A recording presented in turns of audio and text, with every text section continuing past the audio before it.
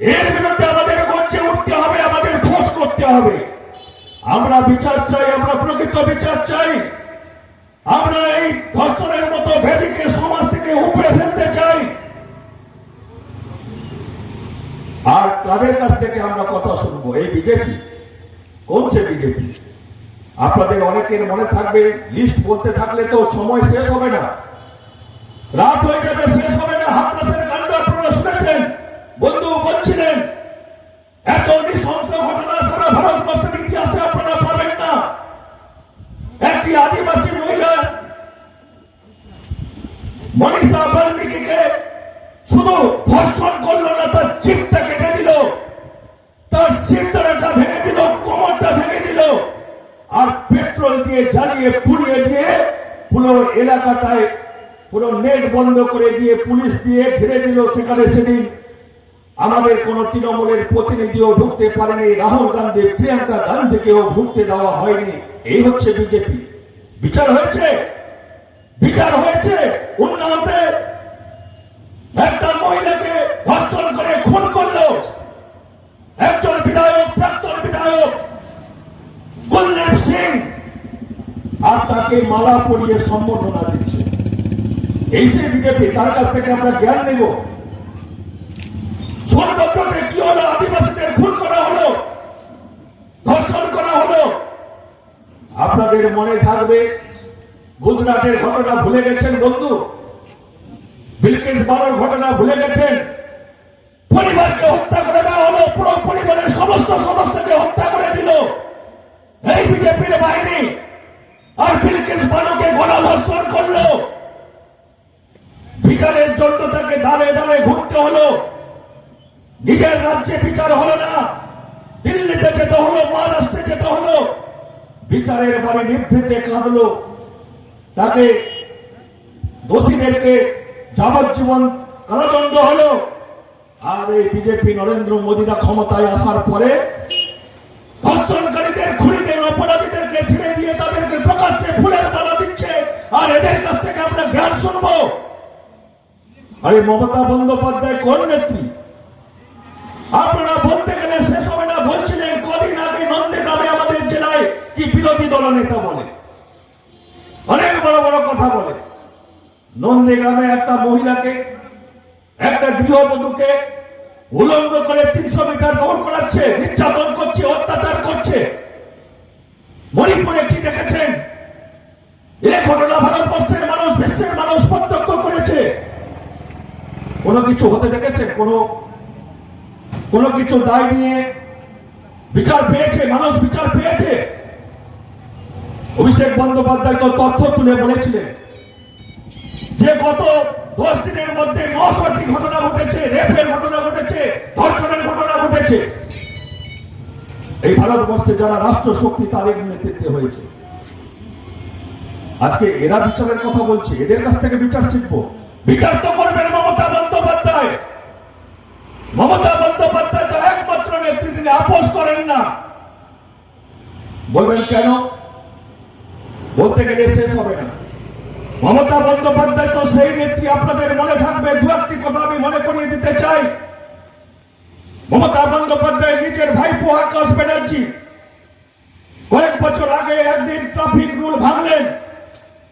পুলিশরা ভয়, তাকে গ্রেফতার করতে ভয় করলো, তাকে ছেড়ে দিল। আর সেই খবরটা মমতা বন্দ্যোপাধ্যায়ের কাছে গিয়ে পৌঁছালো। মমতা বন্দ্যোপাধ্যায় বললেন, প্রথমেই বললেন যে অ্যারেস্ট হিম, তাকে অ্যারেস্ট করো। তাকে অ্যারেস্ট করা হলো। আইনের পথে তাকে জামিন নিয়ে আবার বাইরে বেরোতে হলো। এর নাম মমতা বন্দ্যোপাধ্যায়। আপনি কদিন আগে, আপনাদের মনে থাকবে এই জেলার ঘটনা। মমতা বন্দ্যোপাধ্যায় তো সেই নেত্রী, নিজের দলের লোককেও রিয়াদ করেন না, দলের নেতাদেরকেও রিয়াদ করেন না। আপনারা দেখেছেন আমাদের বর্ষিয়ার নেতা অখিলগিরি, তিনি কি করলেন? বারে বারে ভুল করলেন। প্রথমে রাষ্ট্রপতিকে ভুল কথা বললেন, পরবর্তী সময় একজন মহিলা অফিসারকে, তার সাথে তিনি যে কোনো কারণে প্ররোচিত হয়ে ভুল করে হোক তিনি দুর্ব্যবহার করলেন। আর মমতা বন্দ্যোপাধ্যায় কি করলেন? মমতা বন্দ্যোপাধ্যায় তো সারা ভারতবর্ষের মধ্যে সেই নেত্রী তিনি তার মন্ত্রিসভা থেকে তাকে পদত্যাগ করালেন, মন্ত্রিসভা থেকে বের করে দিলেন। এই রাজ্য মমতা বন্দ্যোপাধ্যায় একটা নজির দিন সারা ভারতবর্ষের মধ্যে। এই যারা বিজেপি, যারা সিপিএম, কোথাও কোনো ঘটনা দেখাতে পারবেন? আজকে 13 বছর সময়কালের মধ্যে বলুন, মমতা বন্দ্যোপাধ্যায় কোথাও মানুষের উপরে অন্যায় অবিচার করেছেন?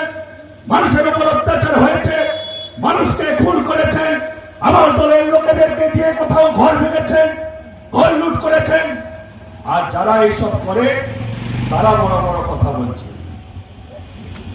আপনারা কদিন আগে কি দেখেছেন? এদের মুখে বড় বড় কথা বিরোধী দলনেতা, আমাদের মন্ত্রী বীরবাহা হাঁসদা, আমাদের নেতা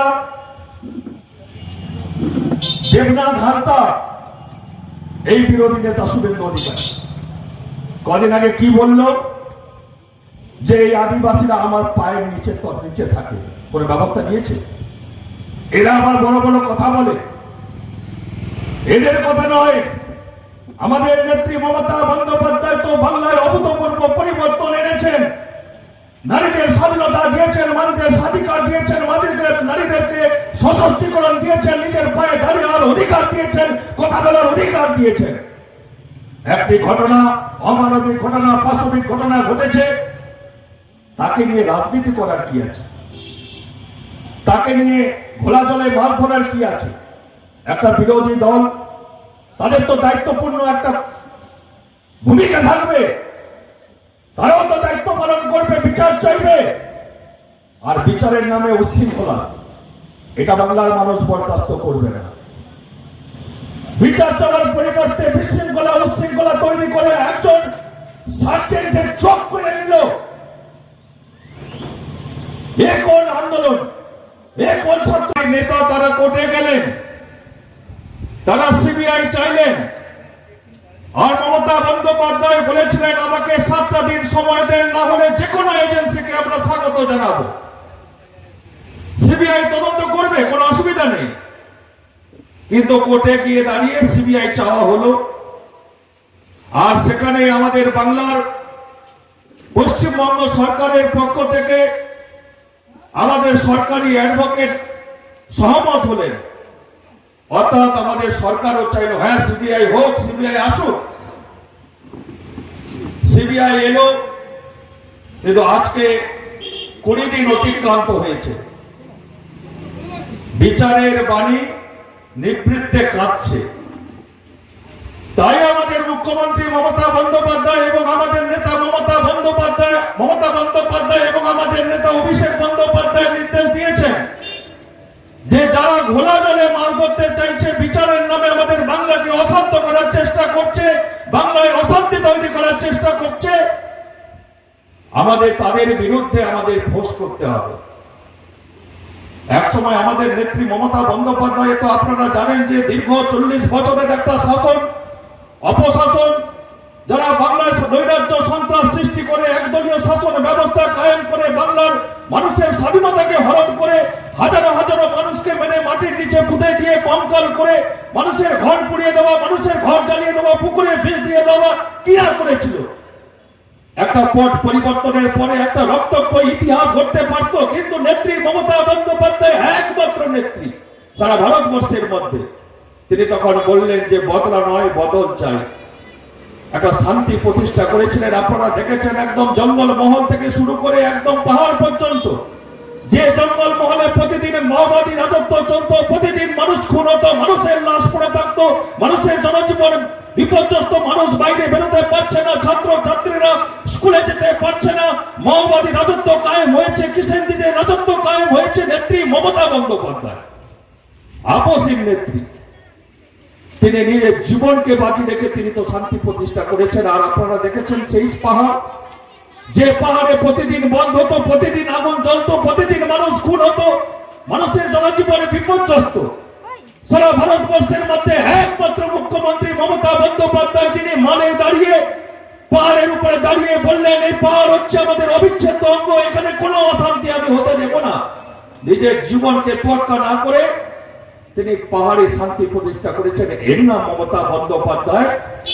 তাই তো আপনারা দেখেছেন যে 2011 সালের পরে মমতা বন্দ্যোপাধ্যায় যেভাবে তিলে তিলে বাংলাকে শান্ত করেছেন, বাংলার উন্নয়ন ঘটিয়েছেন, বাংলার মানুষের স্বাধীনতা, বাংলার মানুষের কথা বলার অধিকার ফিরিয়ে দিয়েছেন, এটা আমরা বলছি না, এটা ভারত সরকারের যে ন্যাশনাল ক্রাইম রিপোর্ট ব্যুরো, সে বিগত 3 বছর রিপোর্ট বের করেছিল।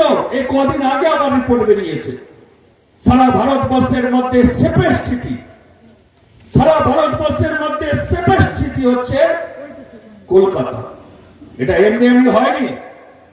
হ্যাঁ, আমরা অত্যন্ত, আমাদের মধ্যে যন্ত্রণা আছে, দুঃখ আছে, আমাদের মধ্যেও বেদনা আছে যে এত ভালো কাজের মধ্যে কোথা থেকে এই অপরাধীরা ঢুকে এরকম একটা নৃশংস কাণ্ড ঘটনা করেছে। তাই আমাদের দায়িত্ব অনেক বেশি, আমাদের নেত্রী মমতা বন্দ্যোপাধ্যায় দায় এবং দায়িত্ব বেশি। তাই তো তিনি বলছেন যে অতি সত্বর দ্রুত সিবিআই কে দোষীদেরকে চিহ্নিত করে তাদের একদম ফাঁসির ঝুলাতে হবে এবং ভারতবর্ষে নতুন আইন প্রণয়ন করে এই ধর্ষণের মতো একটা ব্যাধি, সামাজিক ব্যাধি, একটা মানবিক ব্যাধি, একটা পাশবিক ব্যাধি, এই ব্যাধিকে একদম মূল থেকে উপরে ফেলতে হবে। তাই তিনি ঘোষণা করেছেন যে দিল্লি না করতে পারে, এই দিল্লির কোন নৈতিক অধিকার নেই, কোনো কথা বলার অধিকার নেই, এদের কাছ থেকে আমরা কোনো জ্ঞান শুনবো না। তাই তিনি বলছেন যে বিধানসভায় আমি নতুন আইন প্রণয়ন করে এই ধর্ষণের বিরুদ্ধে কঠোর আইন ব্যবস্থা করবো যাতে ফাঁসি দেওয়া যায়। আর আমাদের নেতা অভিষেক বন্দ্যোপাধ্যায় তো বলছেন রাস্তায় দাঁড় করিয়ে একদম শুট করে দিতে হবে। এর নাম তো তৃণমূল কংগ্রেস, এর নাম তো মমতা বন্দ্যোপাধ্যায়, সুবিচারের নাম মমতা বন্দ্যোপাধ্যায়। আর যারা খোলা জলে মাছ ধরতে চাইছে তাদের কি নৈতিক অধিকার আছে? আপনি যদি সারা ভারতবর্ষ ঘুরে দেখেন, একদম জন্মলগ্ন থেকে আমাদের দেশের স্বাধীনতা হওয়ার পর থেকে যদি দেখেন এদের ইতিহাস কি আছে। স্বাধীন ভারতের প্রথম সন্ত্রাসবাদী, স্বাধীন ভারতের প্রথম খুনির নাম কি? প্রথম খুনির নাম হচ্ছে যিনি আমাদের জাতির জনক মহাত্মা গান্ধী, যিনি নিজের জীবনকে উৎসর্গ করেছেন দেশের জন্য। তাকে গুলি করে হত্যা করলেন নাথুরাম গোডসে। আর নাথুরাম গোডসে যেদিন গুলি করে হত্যা করলেন স্বাধীন ভারতের প্রথম সন্ত্রাসবাদী। আর সেদিন যারা মিষ্টি বিতরণ করেছিল, আজকে তাদের কাছ থেকে আমরা জ্ঞান নেব, সেই দিল্লিওয়ালাদের কাছ থেকে আমরা জ্ঞান নেব। আজকে কোন সে বিজেপি, আজকে কারা সেই বিজেপি? আজকে এই দুদিন আগে নবান্ন অভিযানের নামে নবান্নকে দখল করতে গেছিল। অত্যন্ত নিন্দনীয় ঘটনা। ভারতবর্ষের ইতিহাসে এটা ন্যক্কারজনক ঘটনা, এরকম ইতিহাস ভারতবর্ষে নেই। আমরা তো গর্ববোধ করি যে আমরা ভারতবাসী। জাতির জনক মহাত্মা গান্ধী আমাদের ভারতবর্ষ, আমাদের স্বাধীন ভারতবর্ষ উপহার দিয়েছেন বিনা রক্তপাতে গণতান্ত্রিক আন্দোলনের মধ্যে দিয়ে। এবং মহাত্মা গান্ধীর যে গণ আন্দোলন আজকে সারা ভারতবর্ষের কাছে আজকে ইতিহাস হয়ে রয়েছে। আর আজকে বিশ্বের মানুষ আজও এই গণতান্ত্রিক আন্দোলনের জন্য আমাদের ভারতবর্ষকে সম্মান করে, জাতির জনক মহাত্মা গান্ধীকে সম্মান করে। আর এই বাহারি কালচার যারা বাংলা বিরোধী একনায়কতন্ত্র অটোক্রেটিক বিজেপি, তারা শুধুমাত্র ক্ষমতার লোভে ঘোলা জলে মাছ ধরতে, বাংলাকে অশান্ত করে তুলতে নবান্ন অভিযানের নামে নবান্ন দখল করতে গেল। এটাই কি বিচার চাওয়া? আজকে বাংলা